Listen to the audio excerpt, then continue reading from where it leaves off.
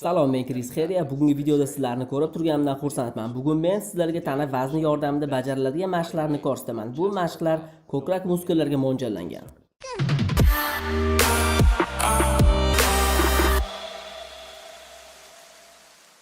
O'ylashingiz mumkin, ko'krakka ishlash uchun og'irlik ko'tarish kerak. Ha, nagruska bilan ishlash muskullarni kuchaytirish mumkin.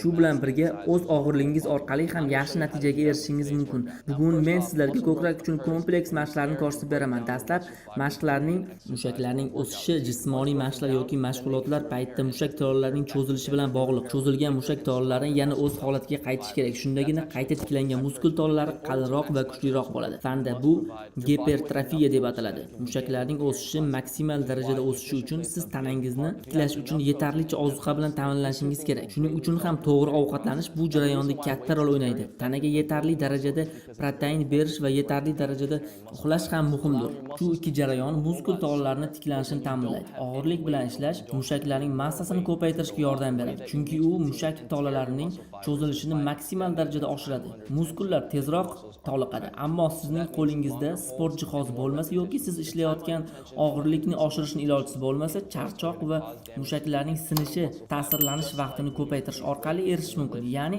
mashqlarni ko'proq bajarishni anglatadi. Mashq bajarish vaqti va takrorlash soni ortib borishi bilan mushak tolalariga ham ta'sir ko'rsatadi. Shundan keyingina kuchli va qattiq mushaklar tiklanish jarayoni boshlanadi. Bu mashqlar bizni kuzatib kelayotgan tomoshabinlarimizga juda ham qo'l keladi. Ya'ni ular maxsus sport jihozlariga ega bo'lmaydi, lekin baquvvat muskullarga ega bo'lishni xohlashadi. Aynan bu siz uchun. Kuchli mashqlardan tashqari mashqda aqlni ham ishlatish kerak. Qanday shug'ullanayotganingiz emas, balki nega mashq qilayotganingizni bilishingiz kerak.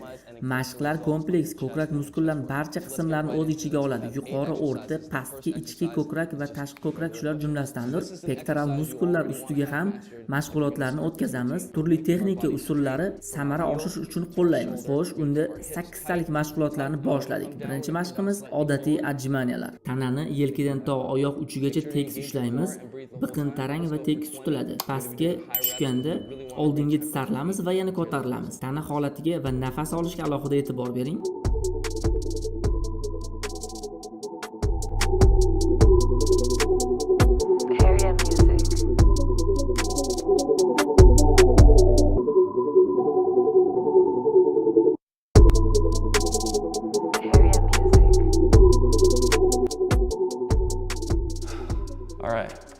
Yaxshi, birozgina qizib oldik. Keyingi mashqimiz 90 gradus ostida tanani ushlab turish mashqidir. Bu izometrik holat. Izometrik holat muskullarni shakllantirish uchun kerak. Bunday holatda mushaklarga qon kelishi ta'minlanadi.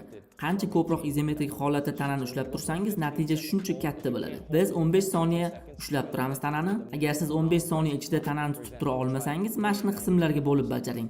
Masalan, 5 sekunddan 3 marta. Boshladik. Mashqni adjimaniya holatida turishdan boshlaymiz. Maksimal darajada pastroq tushing va tanani ushlab turing. Qo'llar bel darajasida. Shu holatni saqlab turamiz va agar bajara olsangiz, oldinga biroz tisarling va oyoqlarni yerdan ko'taring.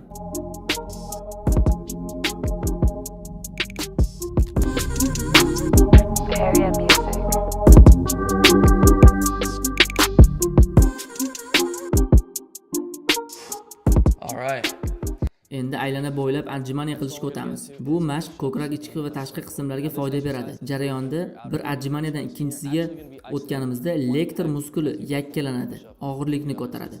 Chapga 8 marotaba va o'ng tomonga 8 marotaba bajaramiz. Tanani tarang tuting. Brilliant holatda adjimaniya qiling.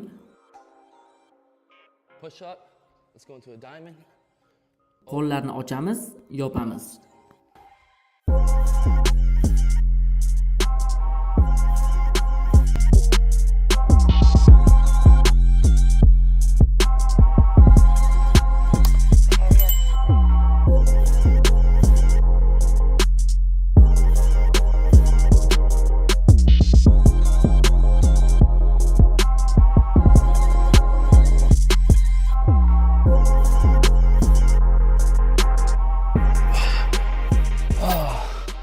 Men ko'proq adjimaniya bajardim chog'i. Keyingi mashqimiz arbalet ko'rinishidagi adjimaniyalar. Ularni bajarishni sizlarga ko'rsatib beraman. Arbalet adjimaniyalar lektor mushaklarning izolyatsiyasini ko'proq ta'minlaydi. Intensiv ravishda cho'zilishlar eng ichkaridagi muskul tolalarini ham tortib oladi. Ajmanlar uchun kengroq joy tanlaymiz. Qaysi qo'lda boshlashni belgilang. Narigi qo'l esa iloji boricha to'g'ri ushlang. Men avval bir tomonga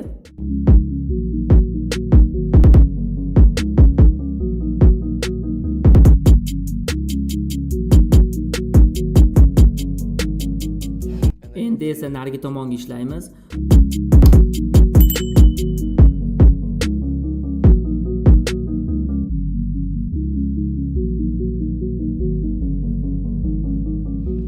So'ngra ko'tarilib, gipertrofiya yelkamizni bilish uchun har bir tomonga bir martadan bajarib chiqamiz.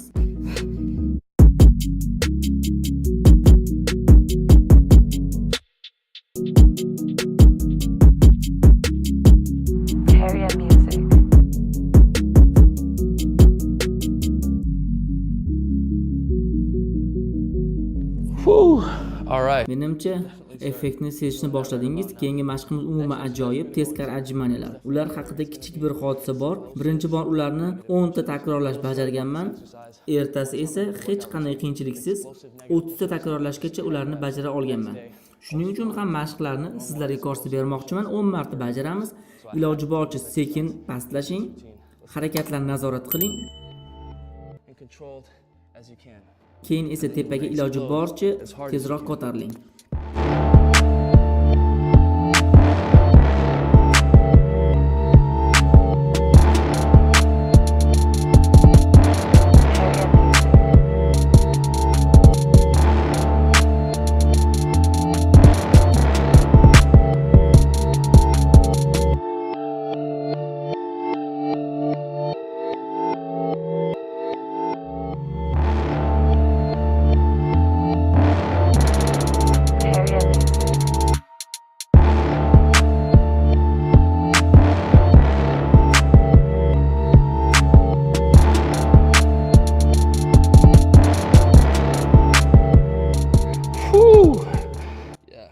Qarosdan ham bu mashqlar umuman zo'r. Navbatdagi mashqimiz qiya brilliant ajmaniyalar. Meni e'tibor bilan kuzatib boring. Bu mashqlar uchun maxsus texnika bor. Tanani tekis tuting.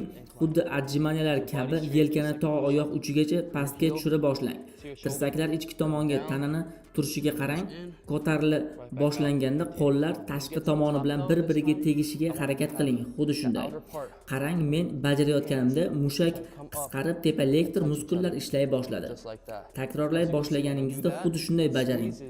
Bizga kamida 15 marta takrorlash kerak. Agar siz gipertrofiya muskullariga erishmoqchi bo'lsangiz, undan ham ko'proq bajarishingiz mumkin. 20 marta takrorlang.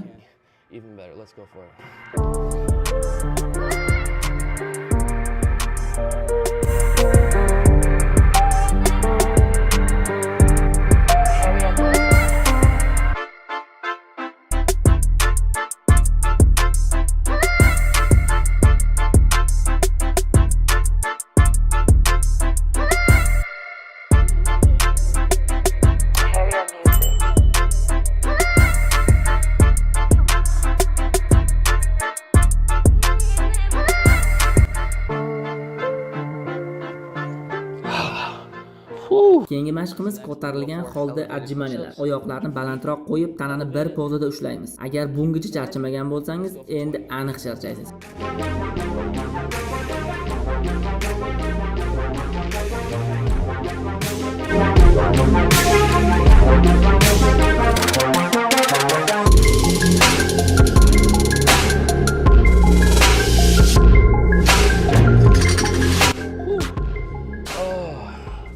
Shuning uchun ham oxirgi mashq eng ichki muskul tolalarigacha zo'riqish beradi. Faqat bir donagina ajmaniya.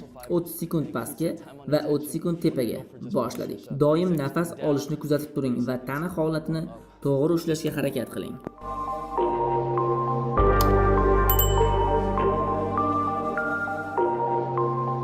Yana 3 martadan bajaramiz va ko'krak muskullari uchun mashg'ulotlarimizni yakunlaymiz.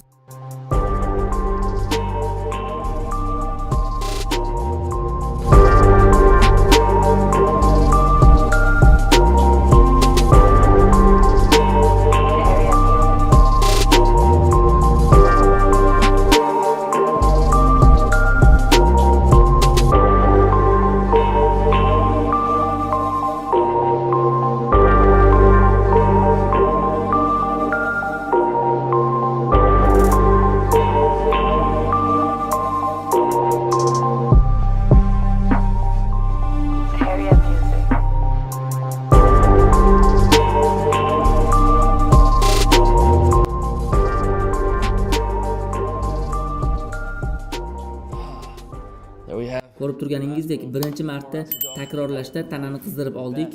Men mashqlarni davom ettiraman va yakunlab qo'yaman. Videoni ko'rganingiz uchun rahmat. Agar sizga video yoqqan bo'lsa va siz o'zingiz uchun biron bir yangilik ega bo'lsangiz, like tugmasini bosishni unutmang.